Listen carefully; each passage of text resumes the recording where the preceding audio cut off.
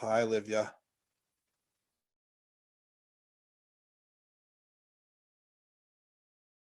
Shavuot Tov, Michael. Shavuot Tov, Rabbi James. Shavua tov, back to you. Yes, yes. Livia, Yes, you see how I come to your defense? yes, I saw. Okay. I have an extremely protective nature when I think someone's in the right. I don't care who's gonna, I'm Yes. there on that person's side. Yes. You know, there is I gave him the example. yes, there is Sorry, we have to recognize that there is an anthropometric aspect to measurement in the Talmud. Even if we say an amma is anthropometric. You know, when we say one amma, or one tfach. okay, here comes The teacher. It's hello. Hello, Hanan. Are you French, Livia? Yes, I am. But now I'm a naturalized American because my husband is American. Yes. My children are bilingual. Oh, good. Yeah, because in Canada, we have an option to send our children to French schools. Yes.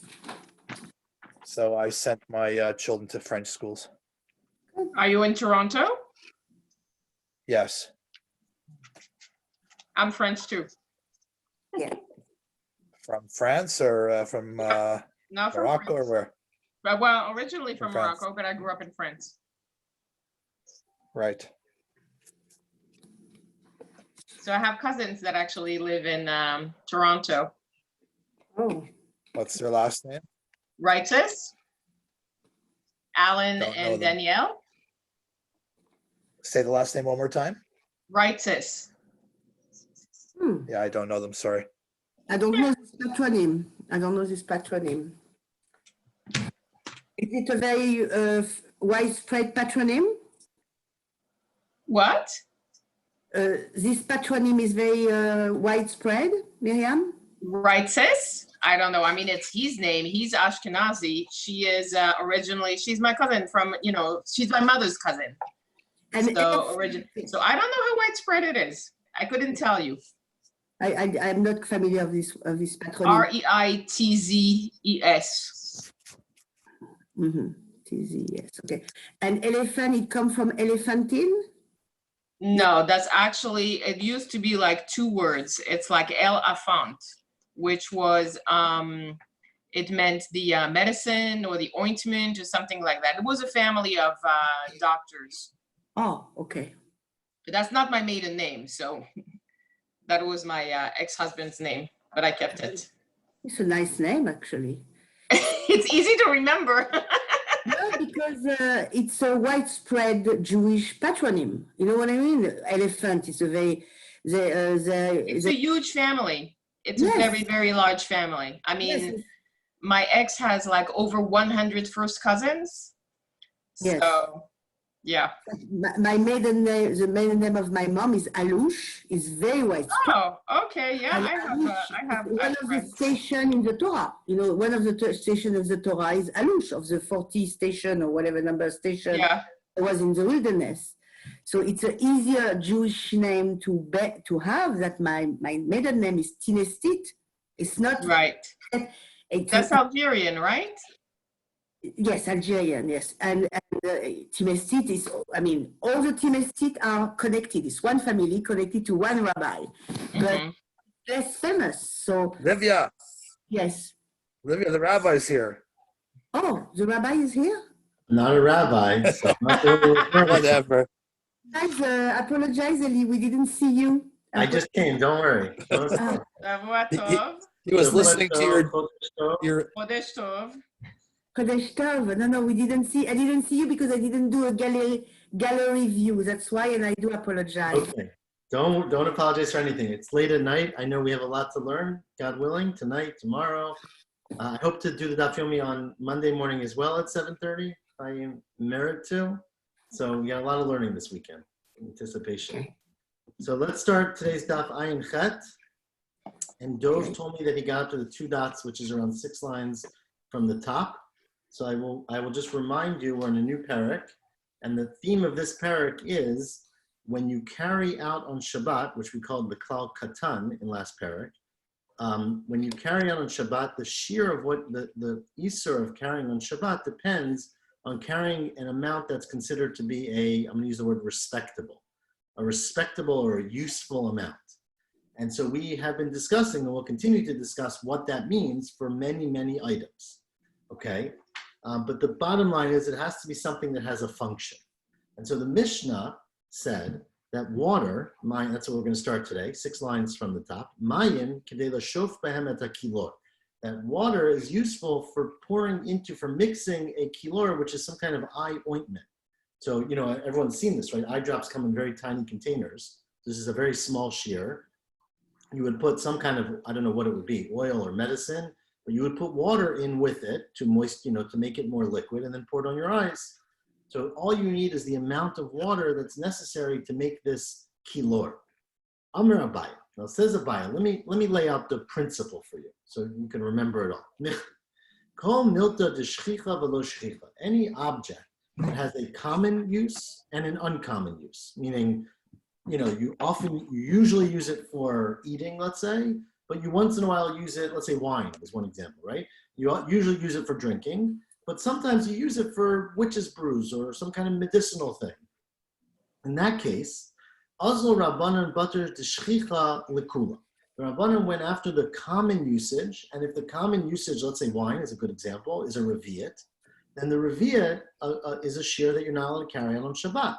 But even though there's an uncommon usage, such as medicinal, which might be 2 drops or smaller amount, you go likula with the bigger shear because that's the much more common usage.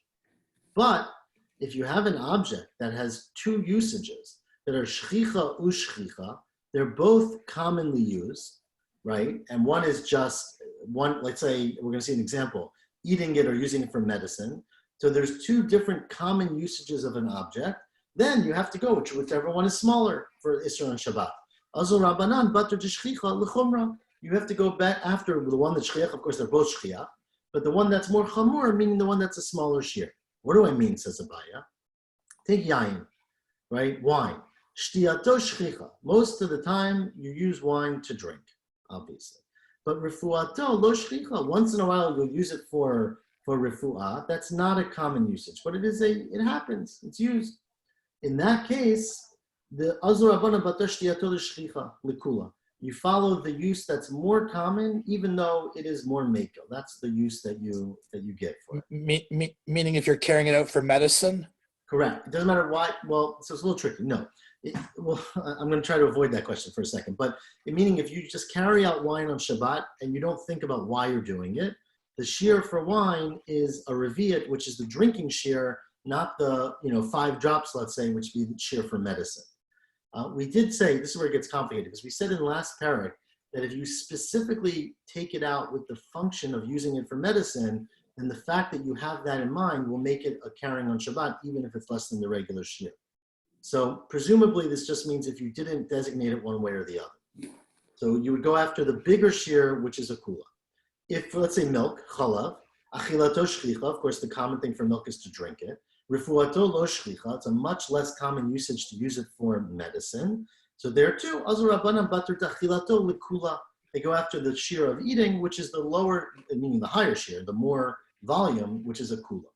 Dvash, now honey, which we think of as eating, but of course they used honey very commonly, as people do still today, for covering wounds, for helping with healing.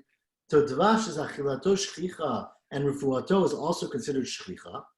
So both eating honey and using honey for medicinal purposes are common, and therefore, even though probably eating is more common, but it's common enough that Azor Rabbana Bater Refuato L'chumra, that they go after the fact that it's commonly used for healing, and so the shear is a shear that you would use for healing, which is just, as we said in the Mishnah, is putting it on a wound. Right? This was in the Mishnah. Elamayim, ask the Gemara now, what does Abaya say about water? Right? Water, look, Water, you would say, shtiato shchicha. Of course, it's common to drink water. Refuato lo shchicha. Water is, mostly used for drinking, not for healing. So my time why did our Mishnah say that the shear for water is to put a few drops into an eyedropper to mix up the medicine for your eye if that's an uncommon usage? Now again, I got out of it a little bit by saying that if you're going to use it specifically for that, everyone would agree that it's a usage.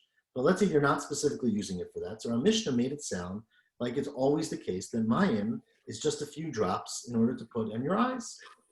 Amar Abaya Bigalila Shani. There's Abaya, well, this Mishnah actually does not really apply for everyone. This was a Mishnah that was taught, of course, in the Galil. And of course, many Mishnayot were taught in the Galil because that's where the Tanaim lived at the time of Rabbi Yehuda Nasi. But specifically, it was referring to the people who lived in the Galil. Rashi says the Galilim were very poor. They were dirt poor. And so they were incredibly makbid on saving their food. And so they would never use wine or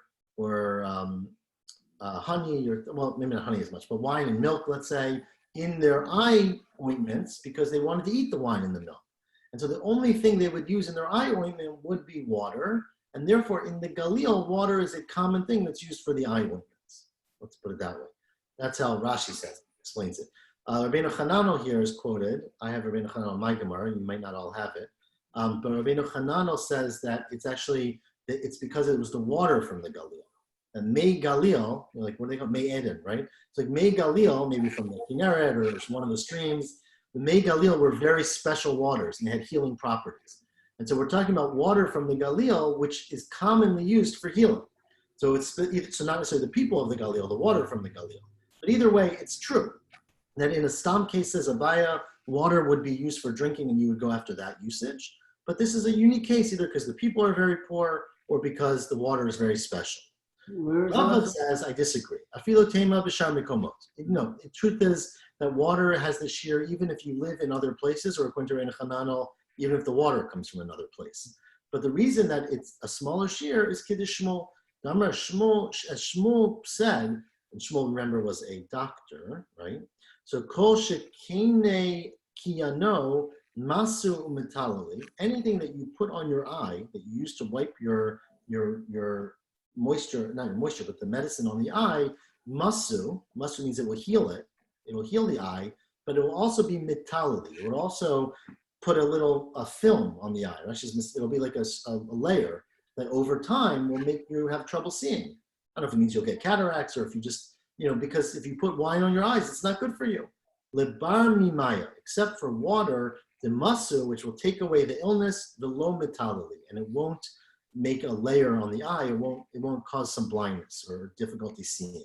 And therefore, according to what Rava says, and according to what Shmuel says, they always use water for this purpose. And since they always use water for this purpose, it was the best substance, and therefore it's considered common.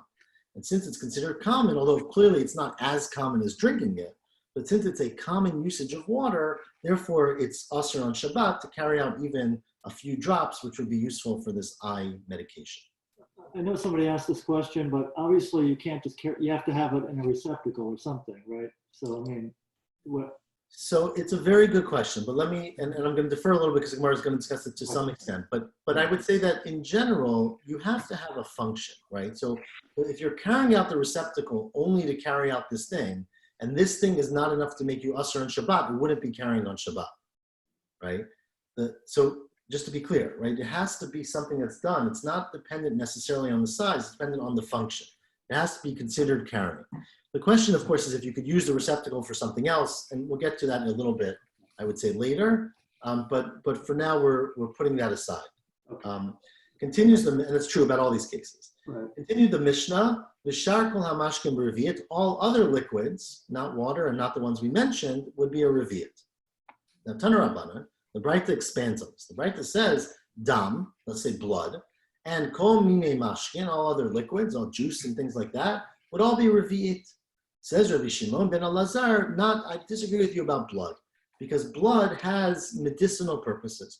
Dam, blood, is kedei the kol ba'ayin achat, enough to kol, remember, is like we usually use it as makeup, right, as color, but here it means some substance you put on your eye enough to put on one eye.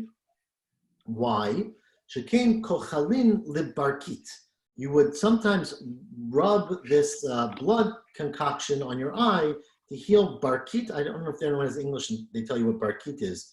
The Rashi makes it sound like some kind of like pimple that you would get on the eye, some kind of growth. Rashi just says boletet by it will stick out from the eye. It uses a French word, mela. I don't know what that word means. But either way, it's some wound, sty. Okay, it could be a sty. It sounds like it's in the eye though, but I think the sty is on the lid, right? Rabelli, Yeah. we've gone away from the concept of common and uncommon, correct? No, because you're gonna wait a second. Wait till we get to the kind of blood. It's a Okay. very specific kind of blood that was used for this. So I mean, wait, I'm not sure I understand the question, but we are away from that concept. We're talking about the shear of blood, right? I know the shear of blood, but we're talking about a very specific kind of blood. We'll get there in a second. So not Thank you. all blood, but there's a specific kind of blood that was commonly used, or whatever common means, but frequently used for this kind of specific illness in the eye. So let's get there. Mind you, what kind of blood is it? Dama de tarnigola bra, the blood of a tarnigolet bra, which it literally means an outside tarnigol, some kind of wild chicken. It's not probably a chicken, but because chickens are not wild.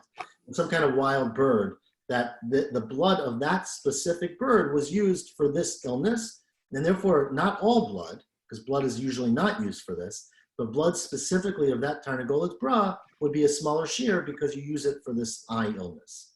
And Rabbi Shimon Gamliel, another Rabbi Shimon says, dam, some blood is also kedei de kolbo ayin achat. What's that? Shekin kochalin li yerod. Sometimes you would use blood, or often you would use blood for yerod, which sounds more like a cataract in Rashi. It's Rashi's. It's a layer of film basically that goes over the eye. White. Rashi calls it white. Actually, right? Cataracts look white. So, anyways, it's a wound on the eye. And what kind of blood do you use for that? Everybody knows this one. How do you treat cataracts? Ma'niu dama de korshatina, blood from a bat, right? So bat blood sounds very Halloween-like it, right? Bat blood was used for this illness, and therefore, if you're carrying bat blood on Shabbat, it's a smaller shear. And how are you going to remember whether it's the bat blood or the chicken blood? Simanech, go lego and bra lebra. The outside one goes for the outside wound, and the inside one for the inside, meaning the tarnigol's bra, the wild chicken, is the thing that heals the growth that's coming out of your eye. And the bats, which live inside in caves, is the one that heals the growth on the eye. So don't mix up your bat ointments. Can I explain my question? Yes. We had 2 shears for milk, 2 shears for honey, supposedly 2 shears for water. Now we're jumping onto blood and other liquids, right? So I'm assuming blood only has one purpose. Is that what we're saying here? So we're saying that blood in general is a revi'it, but there's some types of blood that are specifically used for healing, and these bat blood and this tarnigolet bra, which according to that Tana would be a smaller shear. But all other blood is like all other liquids and would be a revi'it. I think there's two there's 2 shiurim going on. Sometimes it's a function, and sometimes it's just like a general one that's like a revi'it, right? It just, they sort of like. So yeah, I understand. But I just wanted to make this point earlier, and we're about to get to it in the Gemara now, which is that it's according to one Tana. We're going to see it's machloket Tanaim. Even if it's let's say oil, right? So maybe oil is not a good example. Let's say blood, right? So let's say generally blood is a revi'it. If you're a person who has need for a small amount of blood that's less than a revi'it, let's say you're a magician, right, or a sorcerer, or whatever, and you want to take a little tiny vial of blood in order to use for your magic trick, then if you have designated that as something that's important to you, that's an issur of carrying on Shabbat. So the shiurim in the Mishnah, according to what I just told you, are for everyone, meaning if you don't say anything. So what's the stam shear? And so that's what we said, that there are specific functions that we look at for things. And it depends, as we said earlier today, on how common these rare utilizations are. So that yayin, for example, the shear of yayin is a revi'it, right? Well, we saw, well, not really a revi'it, but kedei mizigat kos, right? So like a third of a revi'it, let's say. But let's say it's possible to use wine, 3 drops of wine to rub your eyes. But even though that's possible, it's not considered to be the regular shear because it's very uncommon, right? So that was the point Abaya made earlier. If you designated that wine for that purpose, and even say 3 drops of wine would be an Isra on Shabbat. What do you do with blood? So I guess you could feed it to your animals, or maybe you can mix your bricks with it. I don't know what people use blood for, but not for eating. Let's focus on that. But I don't know, maybe you put it on your garden and your potatoes will grow very nicely. I haven't tried that, but it sounds like a good idea. Continue the Braita, which is the point I was just making. B'med dvarim amurim. When is this true that these shiurim all apply? B'motzi, when you take it out, meaning you're just carrying it out. Ava b'matzniya, which literally means when you hide it, meaning you designate it for something, then kol shehu chayav. Then it doesn't matter. You don't need the shear. Meaning the revi'at is only because that's the stam shear. But if you say, I want to use 3 drops of blood because it's going to make my tomatoes grow, in that example, I like this example, right, then even that amount will make you chayav. And continues Rabbi Shimon in the Braita, we're going to discuss this further. The medvar, when is it true that you're chayav for these small shiurim b'matzniya? Ava b'motzi, if you don't specifically want to use it, enu chayav ela b'revi'it. So he disagrees.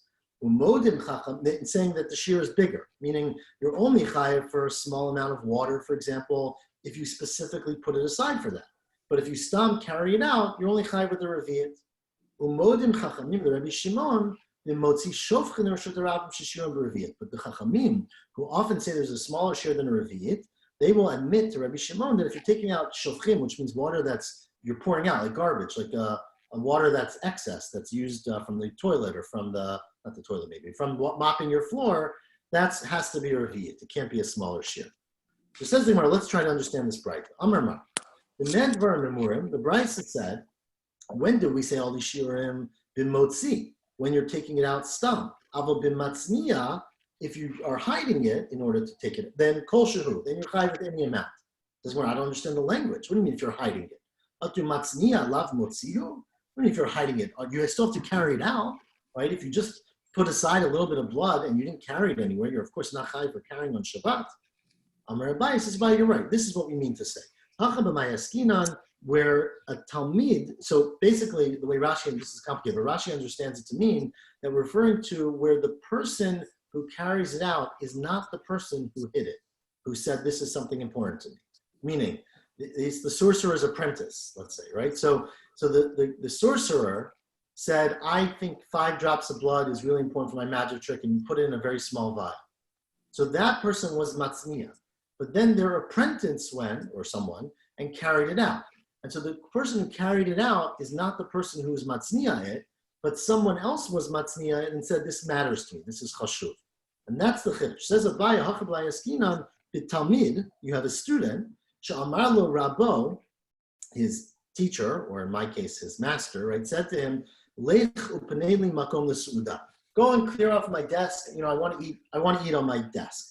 So he goes to the desk and he takes all the stuff off, and one of them happens to be a thing that's a very small amount, but it's a davar chashuv to the master. So halach panelo davar chashuv, right? Likol. So if it's a davar chashuv likol, then chayav laveh. If it's a davar chashuv for anybody, meaning it's a revi'at or it's 3 drops of bat blood that everybody uses for medicine, then everybody agrees you're chayav. Even if it wasn't stored. Yes, even if it wasn't designated, correct. Right, Well, let me read the next line. Davar she'eino chashuv l'kol. If it's something that's not chashuv for everybody, again, let's say a few drops of regular blood, then it depends. If the Rebbe or the teacher or the master had stored it for this function, then even though the student didn't, then mechayev alaveh, then he's chayev for it. But if not, lo mechayev. Then because it's something that has not been specifically designated, then he's not chayev. Okay? And that's the Tanakama. Rabbi Shimon disagrees. Rabbi Shimon says it doesn't matter what it is. Everything is a revi'it. The only way you can be chayev for less than a revi'it in any case is if you designated it for something. But but you can never be chayev for something that's smaller than the shear that we said in our Mishnah. And so even if you designate it, you're never chayiv according to Rabbi Shimon, less than the shear. And the Chachamim disagree. And they say, and this is what we said in the last parak, is that anything that is matzni'in, that you hid or you put aside to take out, that would be chayiv no matter what the shear is. And the shiurim that are said in our Mishnah are all when you didn't designate, when you haven't set it aside for a specific purpose, that's when you use the stam shiurim of our Mishnah.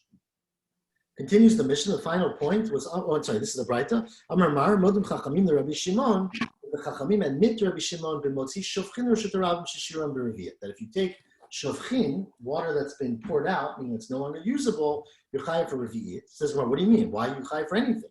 Shofchin, the ma'it chazan. What are you going to do with water that's already discarded? Right? What use does it have? Rabbi Yirmiyah, l'gavel b'hen tit. You'll put it into the cement, right? You'll use it to make your tit, make your mortar. So you'll mix together your sand or whatever you make mortar out of with the water. So you can use dirty water for that. It doesn't matter, of course. Ask them, okay, but why would you say it's a reviyit? But Tanya, the Braita said that tit, if you're taking mortar, then it's kedei lasot ben pikor. All you need is to make the tip of the core, the tip of, we'll get to the next Mishnah, but the tip of the bellows, right? Very small amount. Says Gemara, well, you're right. For that, you only need a small amount, which is less than a reviyat. But lokashia, it depends. Had the migbal, here's where it's already mixed together. So basically, you have a thing of tit, of mortar that's already mixed. If you carry out a very small amount, as long as you can make a very small tool out of it, a tip of a bellows, then it would be chayiv on Shabbat.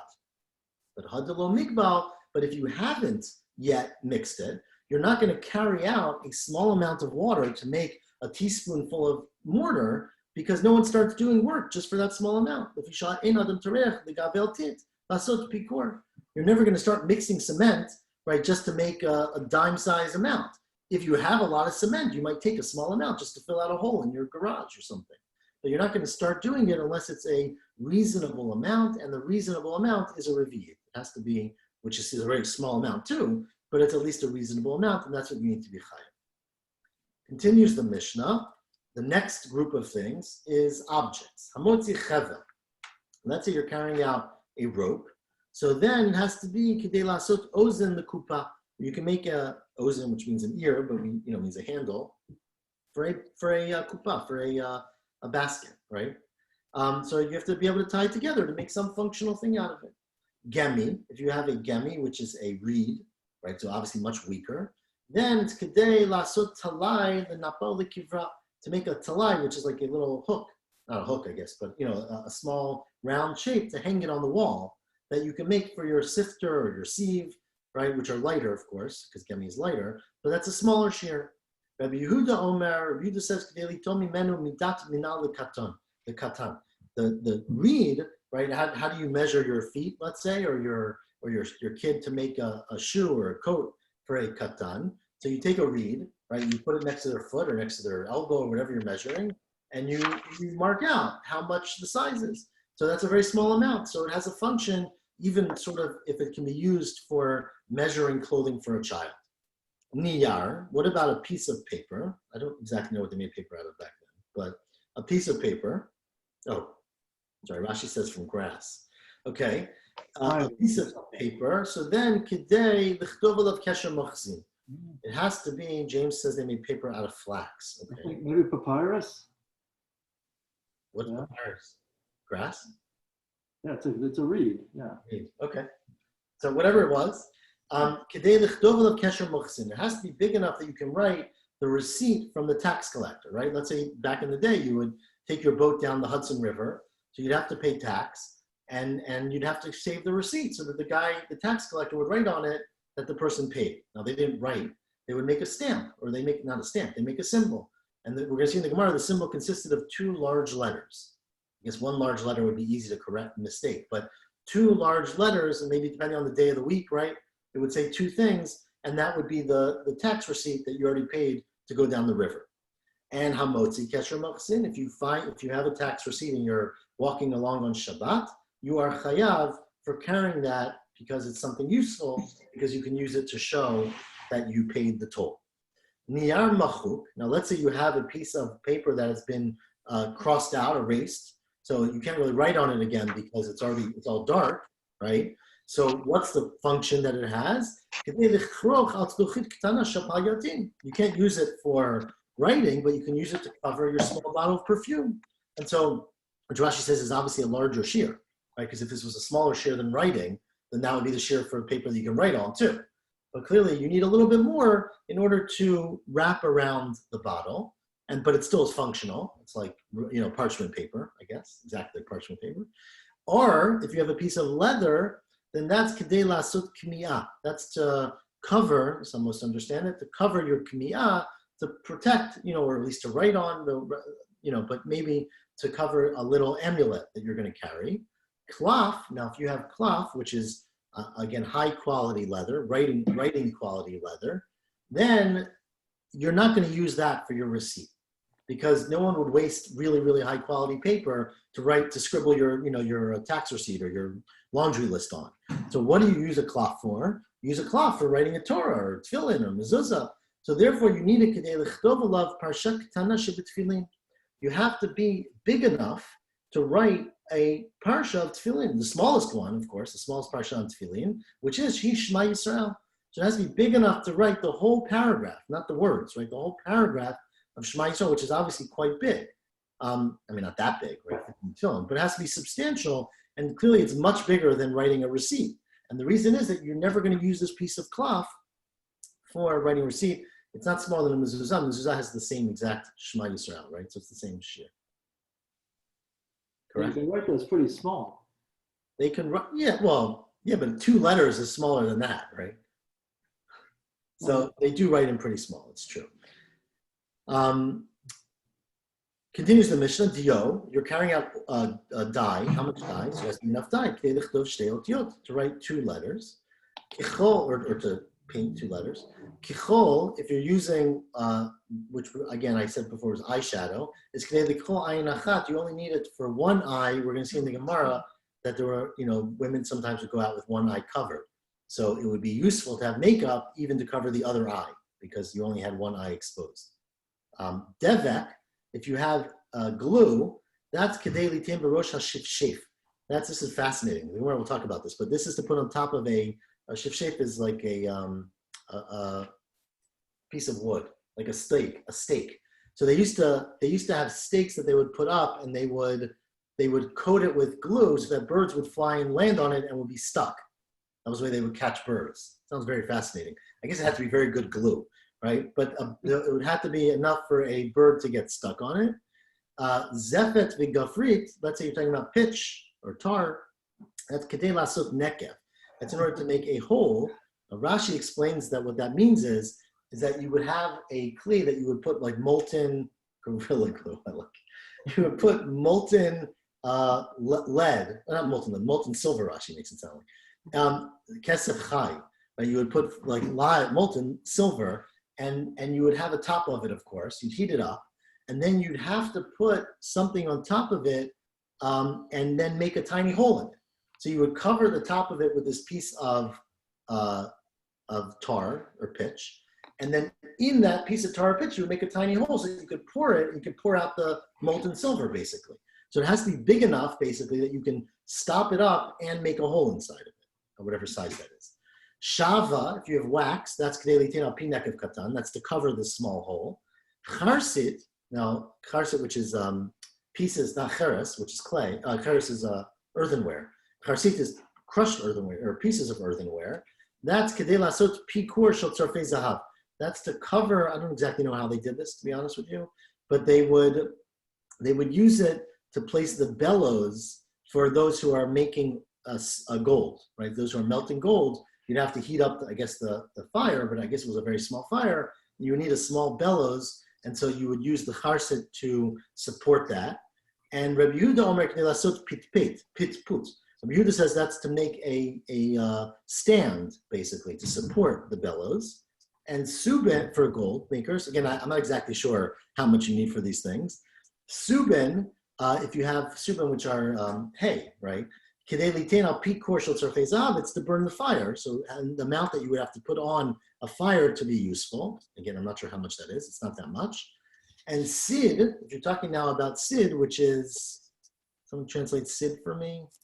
Lime. Depilatory?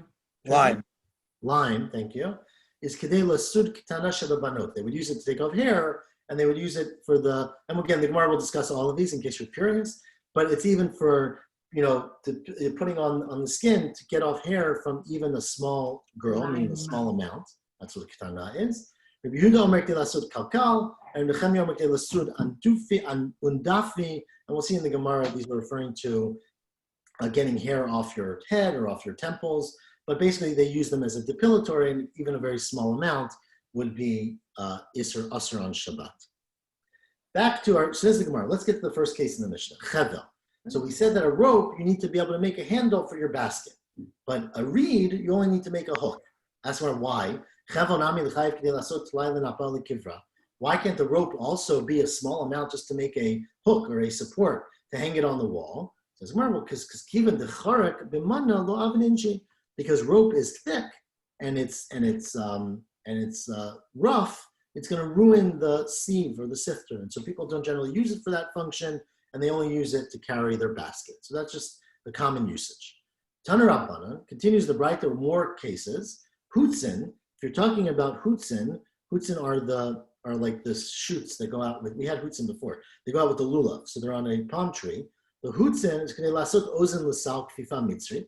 Right, hutzin are basically the things we use in the lulav, basically to make the round things. I don't know if I described that. So you would make them into a ozen. You would make them into a handle for a basket made out of kfifa mitzrit, which is made out of lulav as well. Sieve. Now the hairy part. That's not hairy. You know how on the bottom of the palm trees they have like it looks like a filter basically. So that part of the tree, it grows around the base, right? It looks like, it's like hair almost, but it has cross rows as well. Those are achirim omrim kidei litin al pi mashpich katan l'sanein et hayayin. They would use them as like a coffee filter or wine filter back in the day.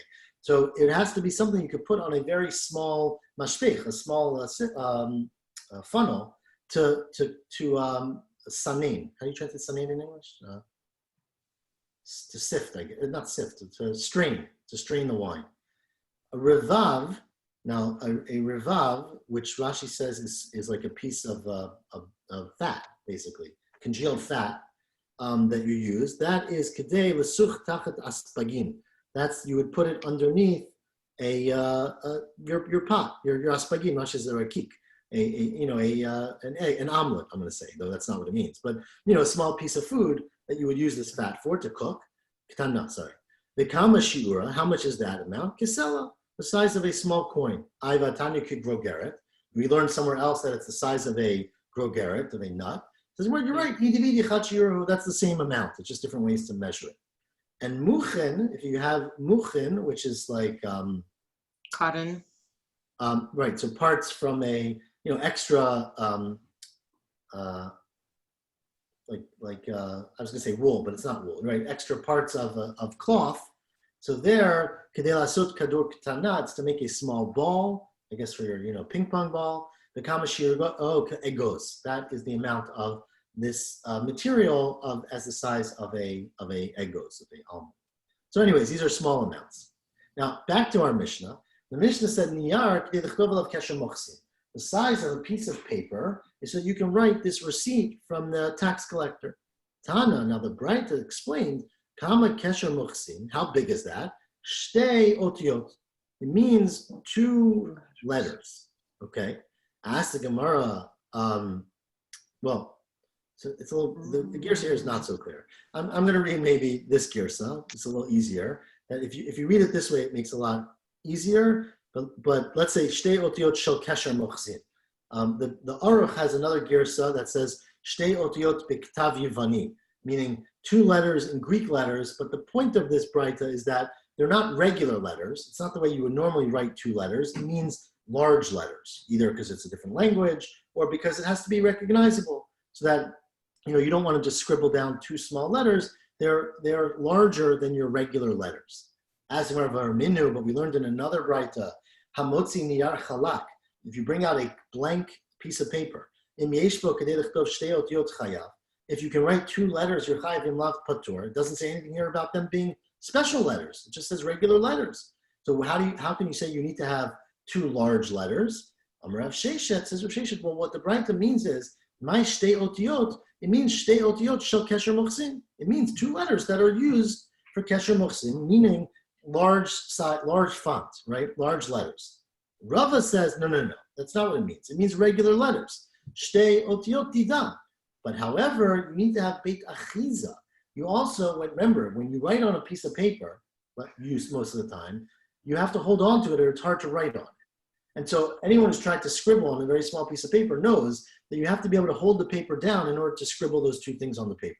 And so although you only have to write 2 small or 2 normal sized letters, because you also need a beit achiza, you need a place to hold the paper, that is a part that you didn't write on.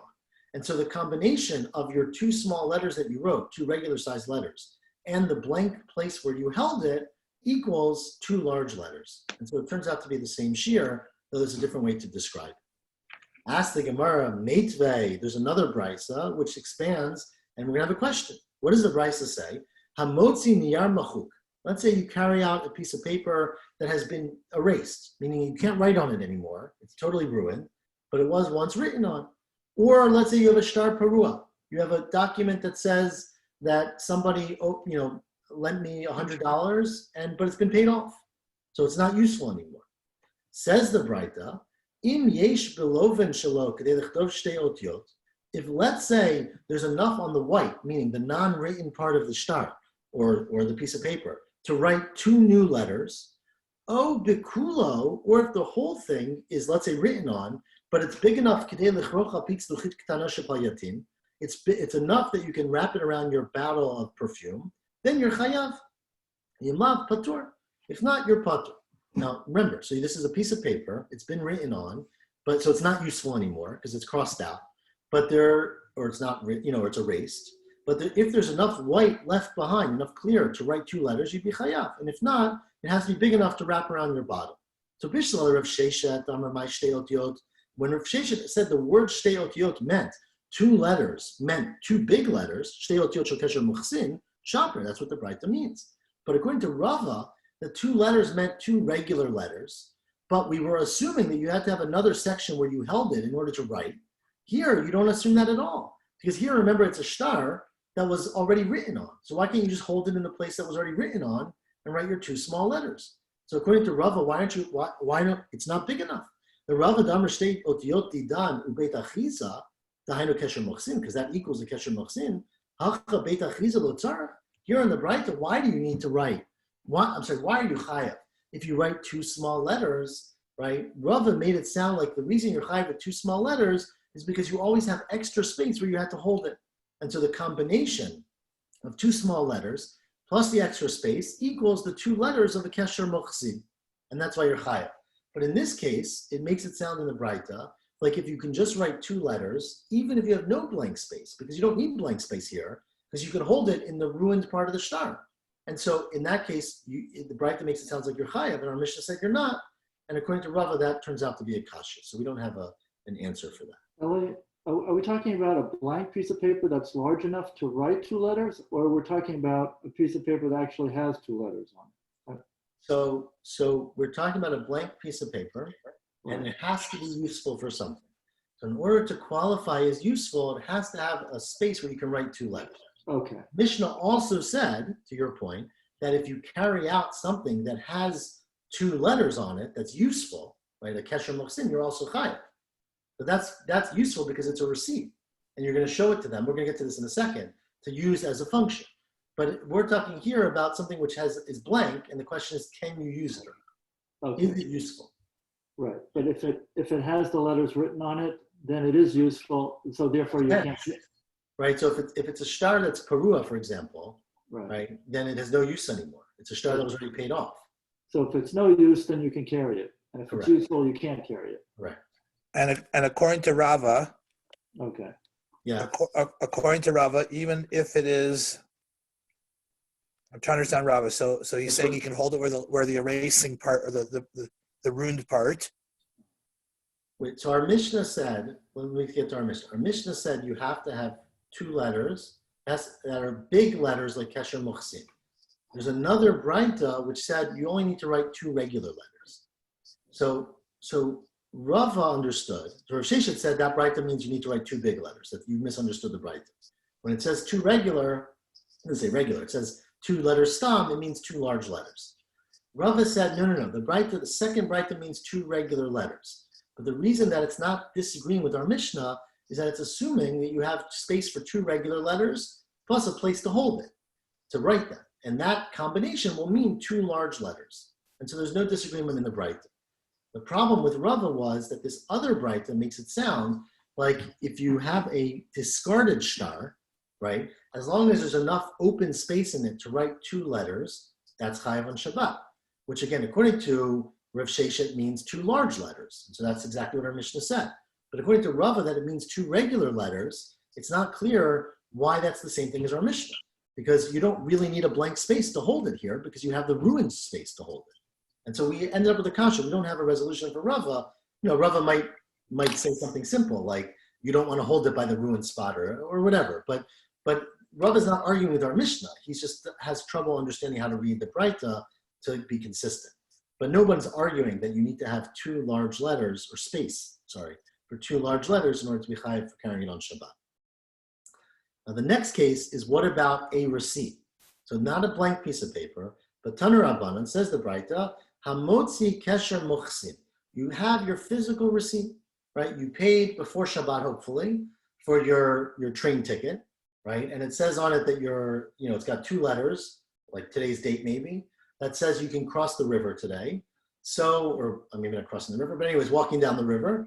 So it says the Braita, Ad shelo herel lemoches, before you showed it to the tax collector or the toll collector, then you're chayav for carrying it because it's functional. It's very important. You need it to show the toll collector, Misheheron lemoches, but once you show it to them, patur, because it has no function anymore, right? So you showed this to the guy, they let you go by, you don't need it anymore. So you can carry it in your pocket because it has no more function. You can't write on it, it's already written. Rabbi Yehuda disagrees. Says, Av kesher lemoches chayav. You still are chayav because you still need it. Says more, my benayo. Why do you still need it? Amar Rabaya says Abaya Ike benayo rehiti muchsa. There were people, Rashi, again, I don't know what the word means in Rashi. He's got a French word as well. It's called, I'll read it. Quranish. I don't know if that's anyone else. Quranish. Quranish, maybe? The runners?